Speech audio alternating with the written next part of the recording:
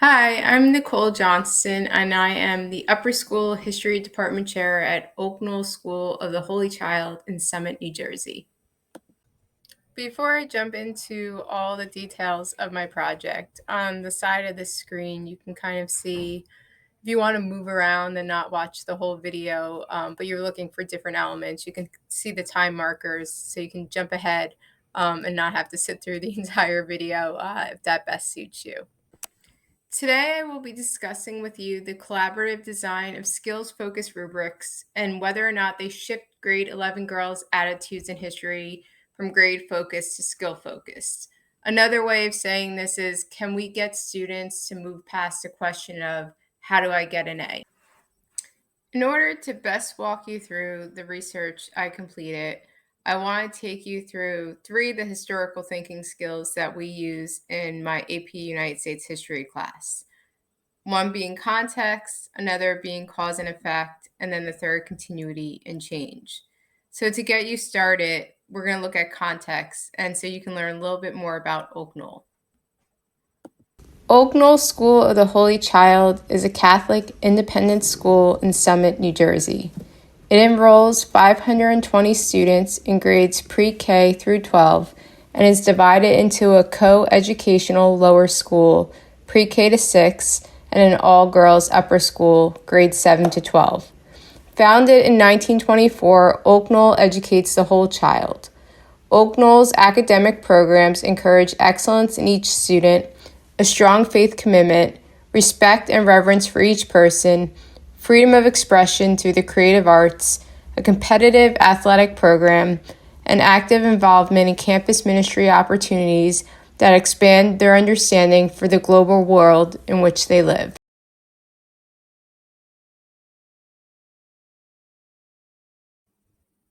The next skill I would like to talk about is cause and effect. And we're going to look at the cause of what led me to want to complete this research. One of the biggest reasons is COVID. When we went to remote learning, and then when we were coming back from remote learning, as a department, we focused on content and what content did students lose during those times we were remote. After a couple times of being back in person, we realized content wasn't so much the issue, but the issue was actually the skills that students lost or that they didn't get to learn because we were remote. So that was one big reason for this research.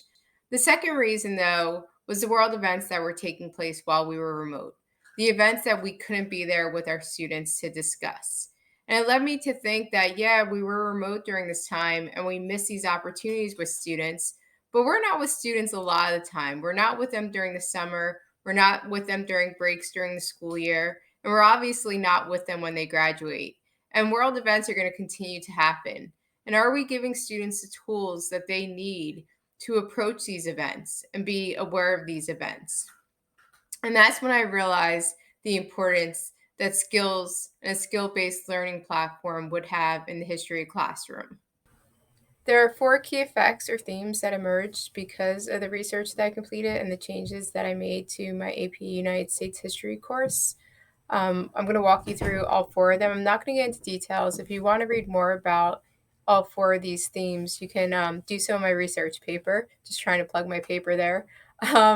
But one of the key themes that I noticed was that girls' language when discussing grades and an assessment shifted to focus on skills. So you can see some of the quotes that they put forth in anonymous surveys on the side of the screen. And the big thing here, and one of the things I was really hoping to accomplish, I always would hear after a test, like, how do I get an A on my next test? I want to get an A in this class. Everything was always A. And what ended up happening were the questions would change after tests. So instead of saying, like, how do I get an A on a test, students were very much more focused on how do I improve in this skill. And it wasn't just the students who were focused on that, but I even noticed in parent conferences as well, or in parent phone calls, that same language shift had occurred. And to me, that was huge and something I was really happy to see from this research. The second theme I noticed is that the ownership of creating a rubric strengthened engagement within the class. And again, there's some quotes on the side that go towards discussing this. But the big thing was that there was more buy-in from students because students felt as though they are now being graded in what they deem to be a fair way. And because of that fairness, and because they were the ones who created how they were going to be graded, it actually led to them being more engaged within the class, wanting to work harder and do better because one, they knew and also understood, which I think is key, how they were being graded. But two, the fact that they created the system themselves made them want to do well in this system that they had created. The third theme is that collaboration led to better understanding of historical skills. So, the fact that the course was so skill focused, and especially the second half of each class was solely focused on building skills, it led to the opportunity for students to really be able to work together with a partner or in small groups. And that collaboration, where students were able to actually talk each other through understanding the skills, led to each student better understanding his skills. There were even so many times where students would say, "Oh, I'm having a weakness in this area, or I'm having trouble with this skill." And then a student who was doing well in that would jump in to help them. And sometimes hearing from your peer how to understand something instead of hearing from a teacher actually made the understanding much more apparent. And the fourth effect and or theme that came out from my research was that student-created rubrics led to higher self-esteem. This was something that was totally unexpected to me, and honestly is probably one of the things that made me happiest about this research is that students said during this AP class, they had heard all about how stressful AP United States history is, but they weren't experiencing that stress level this year. They weren't with each test making it seem like each test was like the end all be all.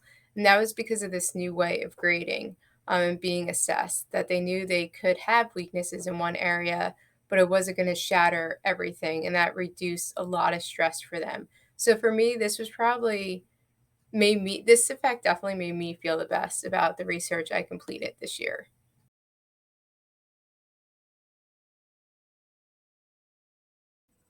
The final skill I want to discuss with you all is continuity and change. So, this is going to look at what were some of the practices that continued in the classroom, and then what were some of the practices that changed.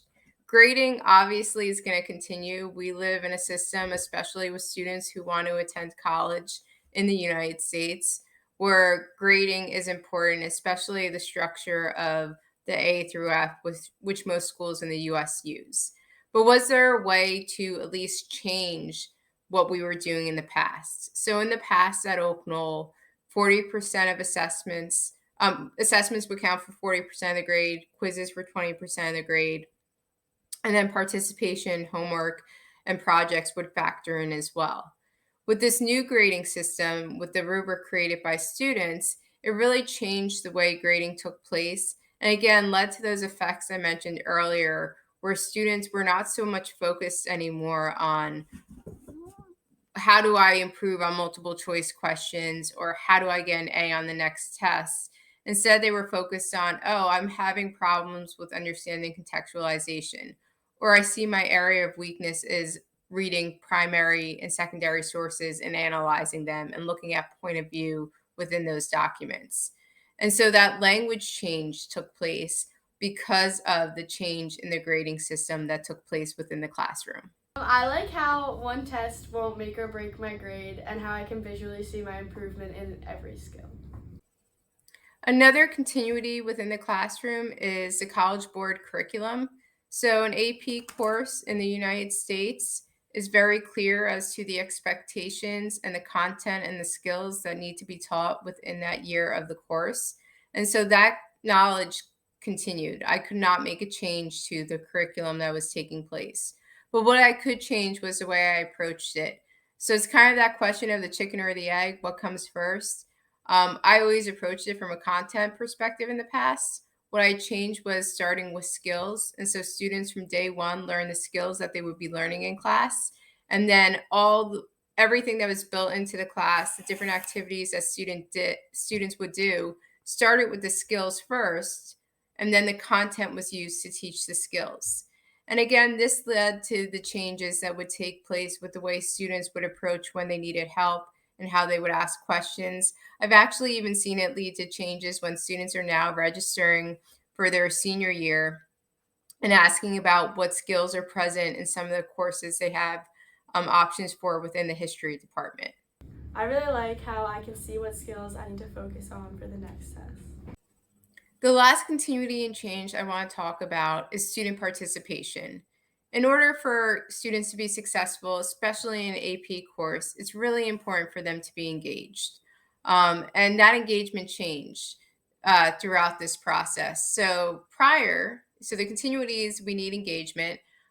Prior to switching to this new format, there were a handful of students who were always ready to answer questions because a lot of the questions in the past were based on their knowledge of US history, right? So they were based on content because that was my focus in the past.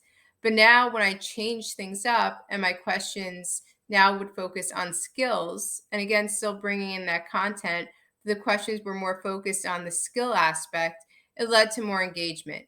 Students getting to participate in creating their rubric led to more engagement.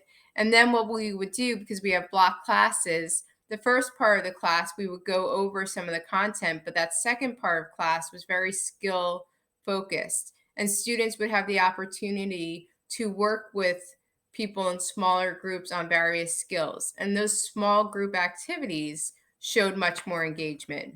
I really like that it helps me focus on like the actual material and understanding the history versus like studying facts for a test.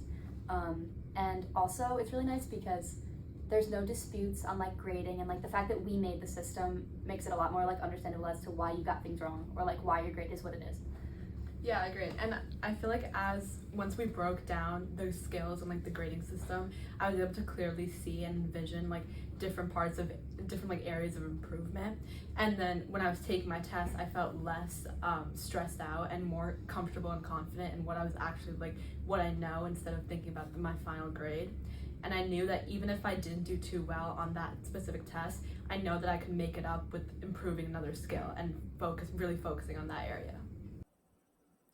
Thank you for taking the time to watch this. If you would like to connect or learn more about my research, all of my contact information is available on the ICGS website, as well as my research paper with all of my findings.